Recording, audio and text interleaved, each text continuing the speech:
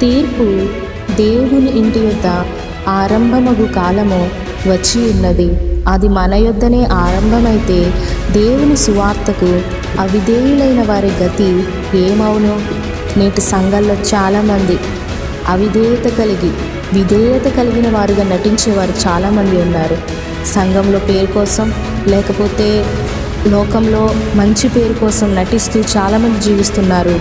కానీ వారు వాస్తవానికి అవిధేయత కలిగిన వారు, దేవుని సువార్తకు పూర్తిగా వ్యతిరేకత కలిగిన వారు.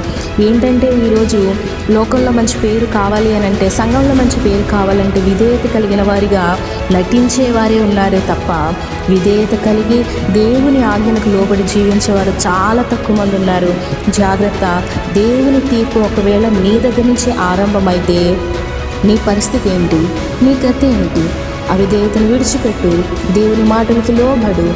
దేవుని స్వార్థను, ఆయన ఆజ్ఞలకు లోబడి విధేయత కలిగి జీవించినట్లయితే మనం దేవుని రాజ్యంలో సంతోషంగా జీవించే వారిగా ఉంటాం. ఒకవేళ ఆయన మాటలకు అవిధేయత కలిగి, ఆయన ఆజ్ఞలకు అవిధేయత కలిగి మనం జీవించినట్లయితే, విధేయత కలిగినట్లుగా నటించినట్లయితే మన యొక్క పరిస్థితి ఏ విధంగా ఉంటుందనే